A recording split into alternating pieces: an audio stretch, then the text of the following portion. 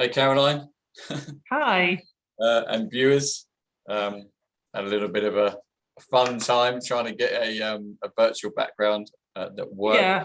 Zoom, you only see us at this moment, but we've been through half an hour of hell with backgrounds. Seriously. And so we are actually in our houses, which is fine. People work from home, but we've positioned the camera so that it just looks like white space. So we're not just in holding cells or anything. We actually are our home.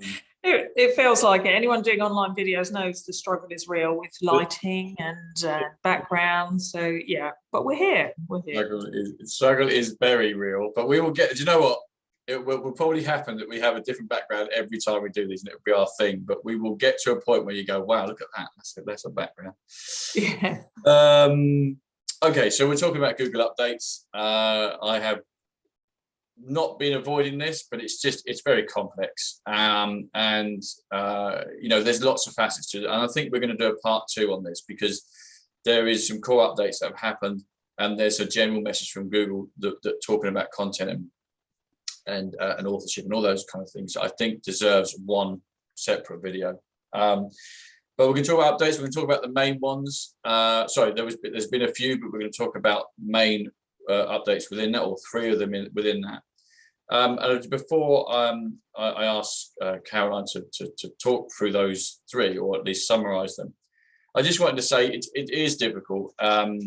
We see Google as a villain, and actually really it's about trying to be the best it possibly can, which we all are. So it has 2 basic remits. One is to give you the best search result for any given search when it's search interface, when you go to Google, and then the user experience, the best user experience on the sites that it leads you to. So if you think about that, you know, all the updates, everything it's trying to do is trying to clear the way for the companies and the websites that really want to offer products and services, that really care about their customers and put relevant content up there about their products and services. So it's really a signposting process where Google just wants to give you the best experience. So, you know, if you have been affected by certain updates, it's because, you know, you may have been using older style techniques, or there may be certain issues with your site, like mobile. Like, for example, all sites got hit with the mobile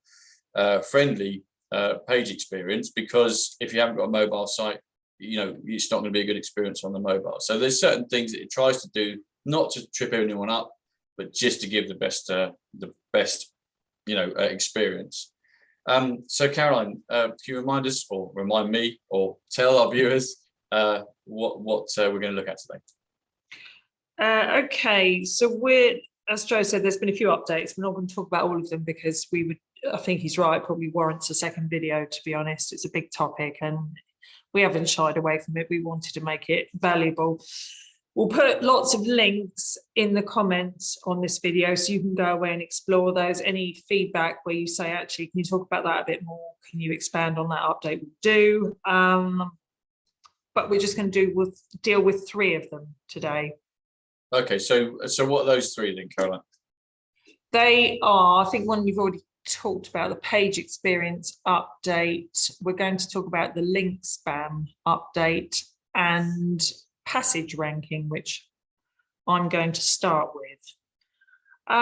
So what Google said in February was, and I am going to refer to notes here, the passage ranking was about the content within a page. Now, that doesn't mean Google's not saying they're going to index individual passages of content separate to pages, but they're considering the passages within a page as a ranking factor. So what we can understand by that is that, as we're always banging on about, content is really, really important. What it means is you can't just title a page with whatever you want, and we all look at meta titles and then think, well, cool, that's it then, that's the ranking sorted. And Google's saying it is to a large extent. But what it is saying is also what you write within that is important, which it should be for anybody. The content within that's what speaks to your ideal client. Those are your keywords. that adds to the whole customer experience of your website, of your brand. So you should be using every single section. So what Google is saying with that update is, yeah, we also agree with that. So what you've put within that passage ranking, passage of text is going to affect ranking as well as the page titles and how we index it. So content is important, which we always maintain anyway. We're a content company. We're going to say that, but Google's now also saying that. I'm going to get a little bit more picky about how I rank things, as it should, because as Joe said at the start, it's all about presenting us with the best possible results for our search. So that's that one. We're going to go on to the page experience update. I think, Joe, do you want to do that before the link spam? Should we talk about that first? Yeah, okay. So just a quick, a little extra bit on the passage ranking. That was awesome. But also it means that you can include certain things that Google will rank for. So you can have summaries, you can have definitions. It's basically saying it's not going to rank a page now, it's going to rank parts of pages, but obviously you were saying, but what I mean is you can enhance your content further by labeling it and doing some code in the background. So that's probably a bit that's just confused matters, but okay. No, I think you're right. That just sort of says, yeah, you've expanded better on what I've said, which is that if you put those useful things in it, it's more useful for Google, but of course it's more useful for your client. It's much more useful. It's got little summaries and things in there. They're thinking, oh, okay. Yeah. So Google knows what to do and your client knows what to do. So yeah, thank you, Joe. Absolutely, no question. So where are we with the page experience? Is that right? Yeah, let's do that one first, I think. Okay, so the big one. So this is sort of leading on from the second remit of Google about your site being, their user experience on your site. So it concentrates very much on security. So if you're not HTTPS, if you haven't got a secure server SSL certificate, it's in its mind, you're temporary. You're more likely not to be an established company. You're more likely not to care about security. Obviously, especially if you're selling stuff and and having secure gateways. It's about load times. So you can imagine Google, you're top of the Google rankings, you go into the site and you're waiting 5 minutes for it to load. That's not a good experience for Google, for a referral. If you like, Google's a referrer, essentially.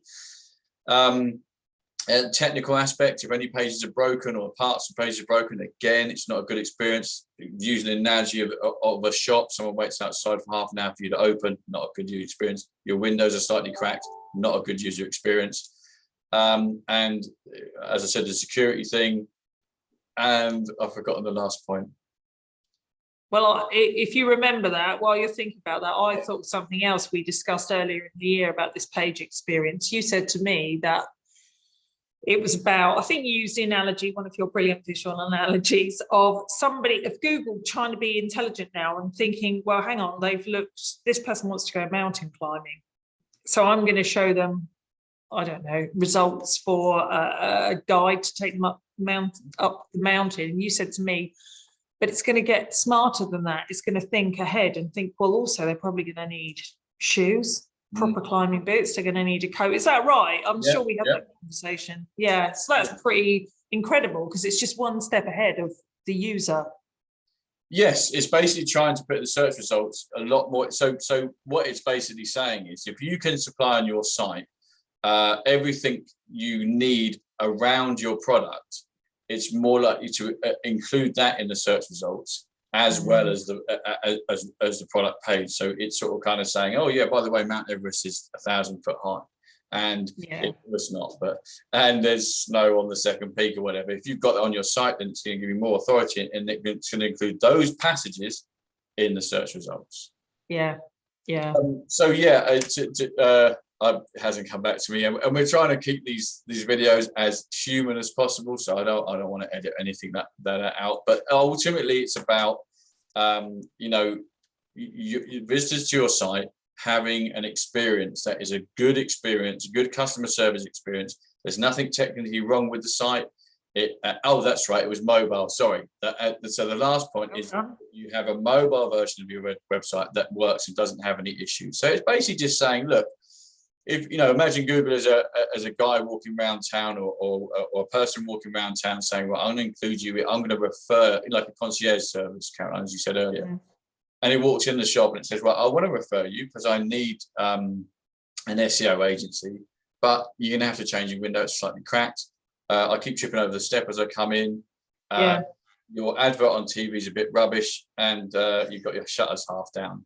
So, so that's basically what Google's saying: is step up, because your customers are less likely to buy anyway if your shop looks like that. So we're giving you the reason to be better. You know? Yeah, and all this does is not, as we said at the beginning, Google's not trying to make things difficult. It's up in the ante, it's up in the market, it just raises standards everywhere. So everybody benefits, because everything you're buying, every service you use, every product you buy, you're being presented with better and better people. And then we've got to be better, websites have got to be better, their services have got to be better, they've got to think about their client more. So all round, it's positive. And that analogy of the shop just is everything. Absolutely. Shutters half down and things you're tripping over. You don't want it, and you don't want it online either. No, exactly. So you know, the page experience is really important. And as you say, and you know, I've worked with Google for a long time, and I've even had that kind of, oh, Google, they've done this. And they did a major update we'll talk about in a minute about links, and that kind of made things really difficult for SEOs.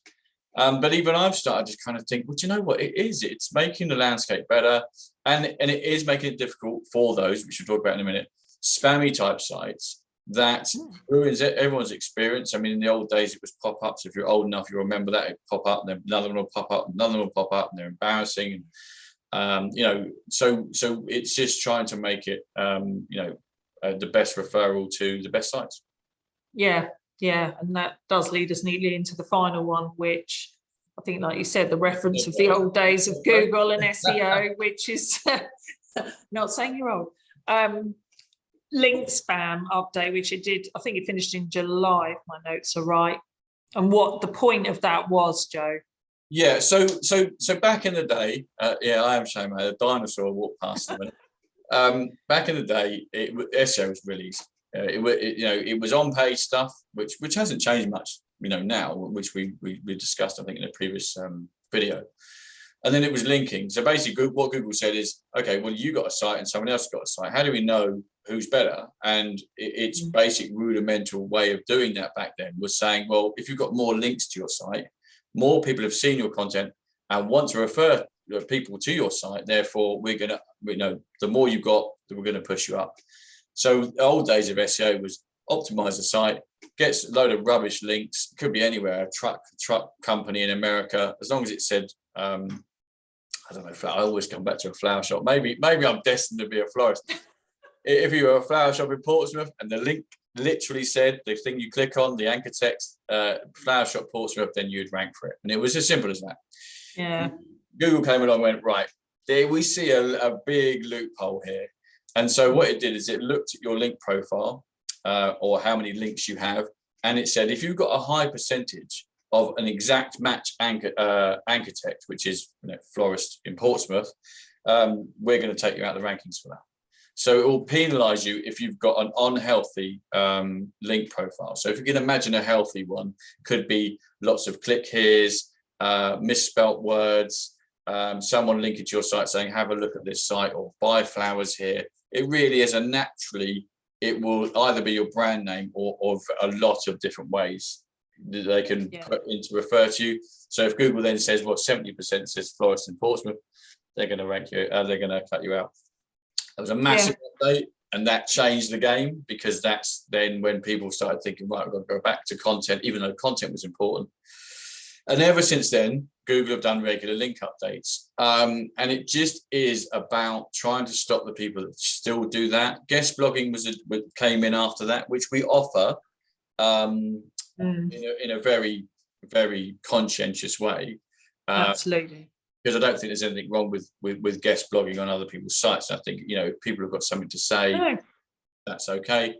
But there is obviously people out there that just chuck content up, put a link in it to their site, and they want to target those. So the most recent update is about affiliate links. So effectively, you might have a gambling site that says, put this on your site, and if they click on it, you get a certain amount of their money.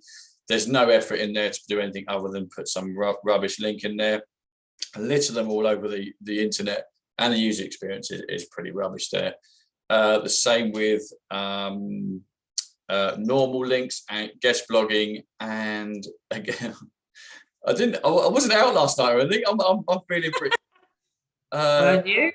I'm going to look it up. No, I wasn't. No, I think while you're thinking on that, it's just back to the same thing. I know we go on and on about it, but you wouldn't partner up as a business in real life with some random affiliated person. It'd be someone who would naturally fits with your business. They don't do the same thing, but you do something similar. So it makes sense for us to kind of promote each other, and it'd be a lovely, nicey conversation like that, not just some random link to any old person anywhere. So it's improved again. It's improving again the online experience, and all it's doing is mirroring what we would do in real life, which is affiliate with people that we've got some sort of mutual beneficial relationship. Yeah, absolutely. So the last bit was sponsored content, by the way. So it's anyone that says, "I'll pay us, and we'll put content up." And you can imagine. I agree completely, Karen. You can imagine a site out there. Right, I'm going to sign up 1,000 casinos, and I'm just going to make a site that's just got affiliate links all over the place. So from Google saying that doesn't help anyone other than the person that's got the site, because you're a middleman when they don't need it. So you're putting yourself in the place where they could just go straight to the site. So on one hand, we're trying to clean up the kind of neighborhood, if you like. And on the other hand, we're saying there's no shortcuts. Don't be these companies that just chuck a site up. It's not secure. They just want to make loads of money. And Google's saying they're not really that trustworthy. So it puts a lot on trust and all these things. And if you think about it, as you say, Caroline, absolutely same as in person. Caroline, you say to me, "Do you know a good MOT guy?" I say, "Well, some blokes just open up next door, so you could go to him." You'd be like, "Well, is he any good?" "Well, I don't know. He's got a sign outside, so go and have a look." You'd be like, "Nah, you're right." So do you know what I mean? Unless he's got review, unless he's got, and we don't refer. Google. You see, Google as a friend who's trying to refer you the best possible site and experience, because its third secret, if you like, remit, is that it wants everyone to go to Google, to be the first place to go when they want to find information out. Google it. Imagine having a brand where someone uses your brand to explain searching. That's powerful. I know. Yeah, it is, and it is the dominant search engine for a reason, because it's doing these things to improve our experience. And I think, to finish off, really, everything we've talked about improves customer experience for our clients on our websites, and we are Google's customers, and it's improving our experience of its brand and its service. So it's upping its game for us. Yeah, that was really good, Joe. There's other updates as we discussed, but I think, we'll put the links in. If people want that as a separate conversation, we'll absolutely do it, but it's too much to discuss now. But hopefully that was helpful. Yeah, I really enjoyed that, actually. And as you say, if you look at Google in a different light, you understand that content and the content of your site has always been important, but never more than now. And use the same principles that Google does in terms of what content you put up there. Don't just chuck it up. Don't just put a link to someone else. Explain that link, explain who you are, your products and services, and make it the best experience as possible.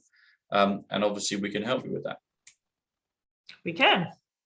Right. And I apologize for forgetting two things in this video. So it's probably that's why you've got me. I'm like lead anchor who just rescued you. Yeah. While you're thinking about that, your donut. Yeah. I'll just cut to this bit. We haven't got an auto cue. I just want to just say that now. If we had an auto cue, then I'd be in real trouble, because But anyway, so we really enjoy this, guys. Be interactive, put comments in, like whatever you're meant to do, subscribe. But we really enjoy these, and we really are trying to give you some value. All right. Thanks, Joe. Cheers. Thanks for watching, everyone.